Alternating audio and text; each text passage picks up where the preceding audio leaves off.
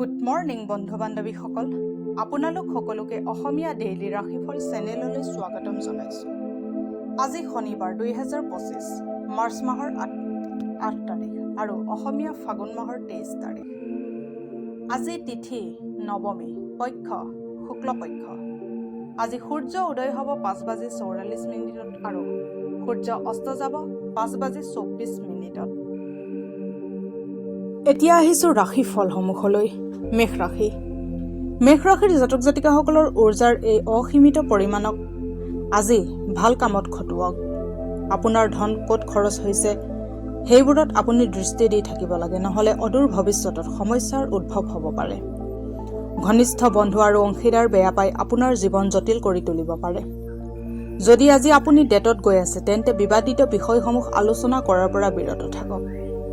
আজি আপোনাৰ ঘনিষ্ঠ লোকসকলে আপোনাৰ লগত সময় অতিবাহিত কৰিব বিচাৰিব, কিন্তু নিজৰ মনটো শান্ত কৰি ৰাখিবৰ বাবে আপুনি অকলে সময় অতিবাহিত কৰিব বিচাৰিব। দৈনন্দিন বস্তু কিনা মেলাক লৈ জীৱনসংগীৰ লগত বাদ বিবাদ হোৱাৰ সম্ভাৱনা আছে। আপোনাৰ কথাক যদি গুৰুত্ব দিয়া হোৱা নাই তেন্তে খং নকৰি পৰিস্থিতি বুজাৰ চেষ্টা কৰক।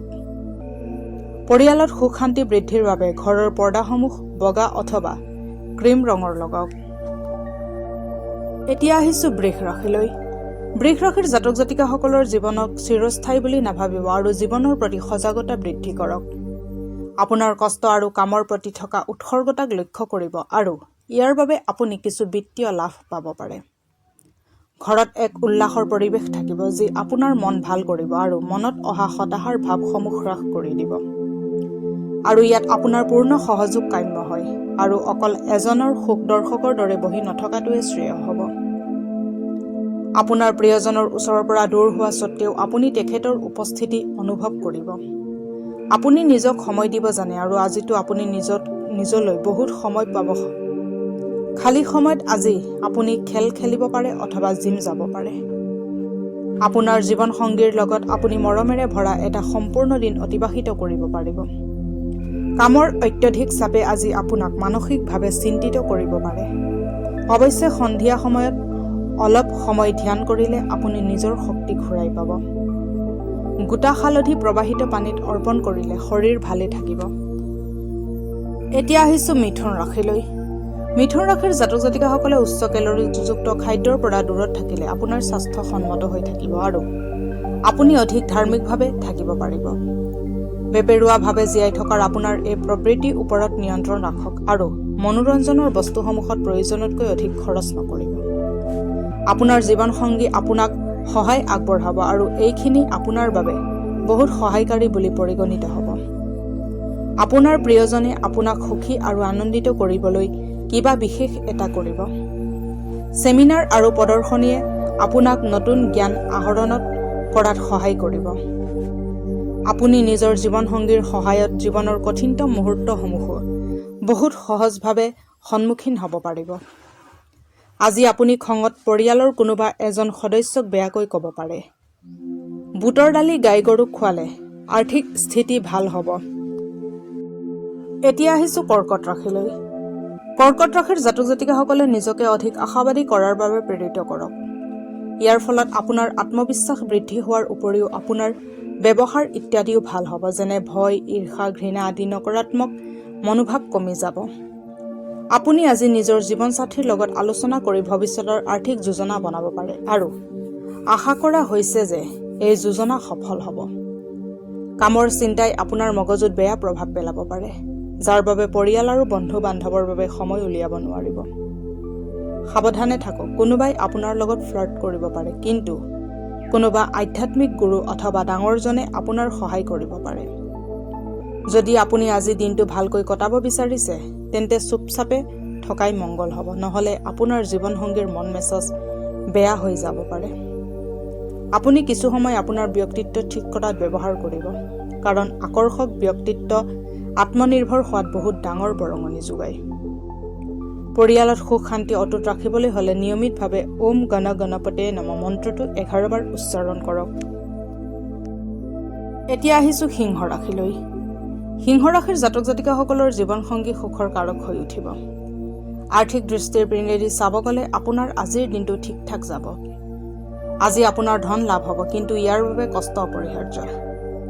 আপোনাৰ পৰিয়ালৰ সদস্যসমূহক নিমন্ত্ৰণ কৰা স্বভাৱটো এৰাৰ এয়াই ভাল সময়। জীৱনৰ খলাবমাত সিহঁতৰ খোজত খোজ মিলাই সহযোগ কৰক। আপোনাৰ পৰিৱৰ্তিত ব্যৱহাৰ সিহঁতৰ বাবে আনন্দৰ কাৰক হৈ উঠিব। ৰোমাঞ্চৰ বাবে আগবঢ়োৱা পদক্ষেপ কামত নাহিবও পাৰে। ছাত্ৰ ছাত্ৰী আজিৰ কাম কাইলৈ পেলাই নথব। যেতিয়াই খালী সময় পাব তেতিয়াই কামখিনি পূৰা কৰি ল'ব। এইটো আপোনাৰ বাবেই হিতকৰ। আপোনাৰ জীৱন সংগীক ছাৰপ্ৰাইজ দি থাকক, নহ'লে তেখেতে নিজকে আপোনাৰ জীৱনত নিজক মহত্বহীন বুলি ভাবিব ধৰিব। আজি কোনোবা বয়োজ্যেষ্ঠজনৰ লগত আপোনাৰ তৰ্ক হ'ব পাৰে।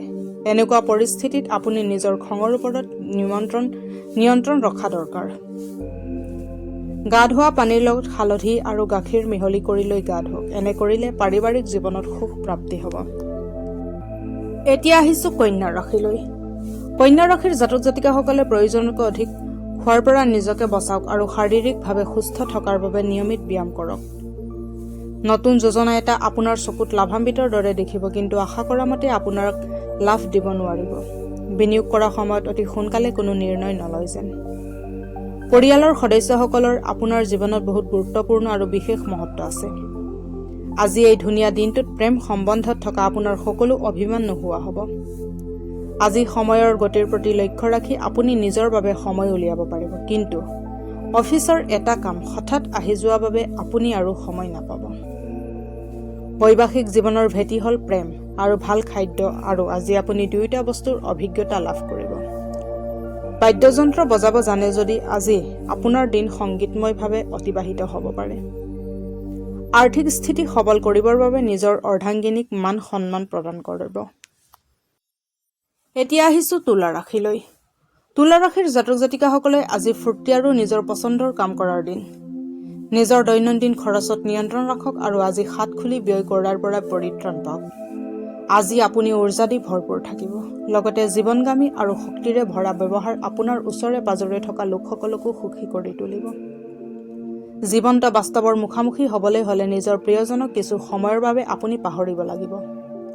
আজি শহুৰৰ ঘৰৰ পৰা আপুনি বেয়া খবৰ পাব পাৰে, যাৰ বাবে আপুনি দুখী হৈ যাব পাৰে আৰু বহুত সময় এই কথা ভাবোঁতে নষ্ট কৰিব পাৰে। আজি আপোনাৰ জীৱনসংগী আপোনাৰ বাবে পৰ্যাপ্ত সময় ওলোৱাত অসম্ভৱ হ'ব।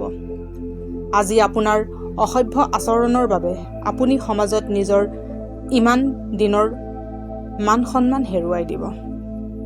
দুৰ্গা দেৱীৰ মন্দিৰত প্ৰসাদ নিবেদন কৰক আৰু সেই প্ৰসাদ দুখীয়াৰ মাজত বিতৰণ কৰক। এনে কৰিলে আপুনি মনত সন্তুষ্টি লাভ কৰিব। এতিয়া আহিছোঁ বৃশ্চিক ৰাশিলৈ। বৃশ্চিক ৰাশিৰ জাতক জাতিকাসকলে আঘাত পোৱাৰ পৰা বাচিবলৈ নিজৰ বিশেষ যত্ন লওক। লগতে পিঠি আৰু কঁকাল চিধা কৰি বহিলে আপোনাৰ শাৰীৰিক ভংগীমাৰ লগতে আপোনাৰ স্বাস্থ্য আৰু আত্মবিশ্বাসৰ উন্নতি হ'ব।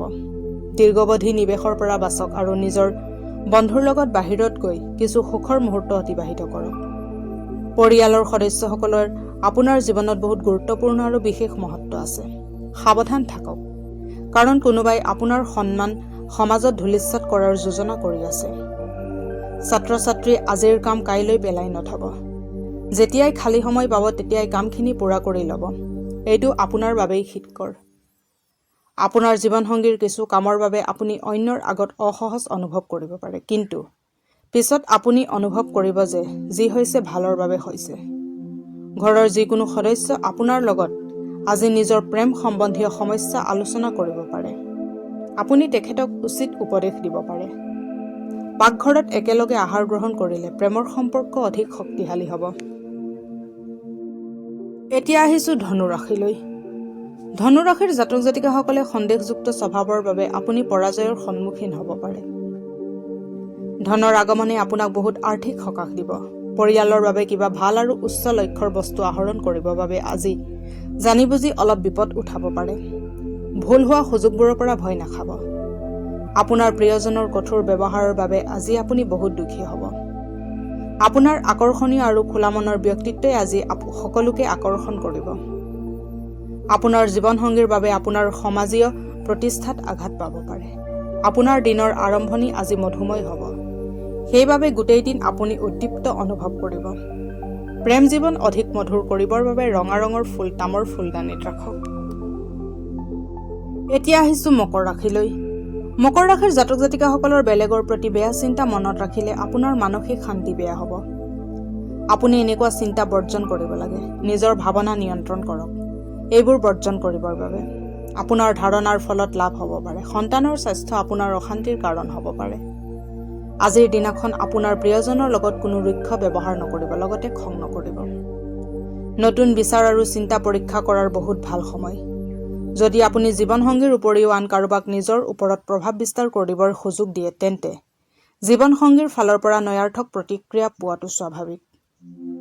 গান গালে আৰু নাচিলে আপুনি হতাশাৰ পৰা পৰিত্ৰাণ পাব পাৰে, যিটো আপুনি এসপ্তাহৰ পৰা সহ্য কৰি আছিল। পৰিয়ালৰ সদস্যসমূহক যোগা আৰু প্ৰাণায়ামৰ প্ৰতি অনুপ্ৰাণিত কৰক, যাতে আপোনালোকৰ পাৰিবাৰিক সম্বন্ধ আৰু অধিক শক্তিশালী হৈ উঠে। এতিয়া আহিছোঁ কুম্ভ ৰাশিলৈ। কুম্ভ ৰাশিৰ জাতক জাতিকাসকলৰ আজি স্বাস্থ্য ভালে থাকিব। আপুনি পইচা আয় কৰিব পাৰে, যদিহে আপুনি আপোনাৰ জমা ধন পাৰস্পৰিকভাৱে নিৱেশ কৰে। ঘৰত শান্তি আৰু সন্তুষ্টিৰ পৰিৱেশ এটা সৃষ্টি কৰিবলৈ সদায় তালমেল ৰাখি কাম কৰক। ৰোমাঞ্চৰ বাবে আজি আপোনাৰ হাতত পৰ্যাপ্ত পৰিমাণৰ সুযোগ থাকিব, কিন্তু এনেকুৱা সুযোগ বহুত কম সময়ৰ বাবে থাকিব। আপুনি সেইবোৰ মানুহক আজি সহায়ৰ হাত আগবঢ়াব, যিবোৰ মানুহে আপোনাৰ পৰা সহায় সহযোগ বিচাৰিব। আজি আপুনি জীৱনসংগীৰ লগত ঘূৰা ফুৰাৰ মজা ল'ব আৰু একেলগে সময় অতিবাহিত কৰাৰ এটা ভাল সুযোগ লাভ কৰিব। ইণ্টাৰনেট ছাৰ্ফিং কৰাটো আপোনাক ভাল জ্ঞানৰ লগতে কিছুমান বিষয়ৰ সম্যক জ্ঞান দিয়াত অৰিহণা যোগাব। প্ৰেমিক আৰু প্ৰেমিকাই পৰস্পৰক সেউজীয়া ৰঙৰ কাপোৰ উপহাৰ হিচাপে আগবঢ়াব পাৰে। এনেকৈ মৰম আদান প্ৰদান কৰিলে প্ৰেম সম্পৰ্ক অধিক মধুৰ আৰু সপোনেৰে ভৰি উঠিব। এতিয়া আহিছোঁ মীন ৰাশিলৈ। মীন ৰাশিৰ জাতক জাতিকাসকলৰ শৰীৰৰ যিকোনো অংগত বিষ অথবা অশান্তিজাতীয় সমস্যাৰ সন্মুখীন হ'ব পাৰে। নিকটতম আত্মীয়ৰ ঘৰত ফুৰিব গ'লে আজি আপোনাৰ আৰ্থিক হানি হ'ব পাৰে। আপুনি আপোনাৰ বাকী সময় সন্তানৰ লগত অতিবাহিত কৰিব বিচাৰে। লাগে ইয়াৰ লগত আপোনাৰ কিবা বিশেষ একোই কৰিব লাগে। আপোনাৰ চকুপানী মচিবলৈ কোনোবা বিশেষ বন্ধু আপোনাৰ কাষত আহিব পাৰে। আজি খালী সময়খিনি কোনোবা নিবনুৱাৰ বাবে শেষ হ'ব পাৰে। এই দিনটো আপোনাৰ সাধাৰণ বৈবাহিক জীৱনত কিছু বিশেষীকৰণ কৰিব পাৰে। আপুনি আজি কিছু অসাধাৰণ বস্তুৰ অভিজ্ঞতা লাভ কৰিব পাৰে। আপোনাৰ গুণবোৰ আজি আপোনাক বেলেগৰ মাজত প্ৰশংসাৰ পাত্ৰ কৰি তুলিব পাৰে। ভাল স্বাস্থ্য প্ৰাপ্তিৰ বাবে বিষ্ণু আৰু দুৰ্গা মন্দিৰত কাঁহৰ বাচন দান কৰক। আজিলৈ ৰাশিফলৰ ভিডিঅ'সমূহ ইমানেই। যদি ভিডিঅ'বিলাক ভাল লাগে, লাইক কৰিব, কমেণ্ট কৰিব, শ্বেয়াৰ কৰিব আৰু ডেইলি ৰাশিফলৰ ভিডিঅ'সমূহ পাই থাকিবলৈ চেনেলটো ছাবস্ক্ৰাইব কৰি ৰাখিব। ধন্যবাদ।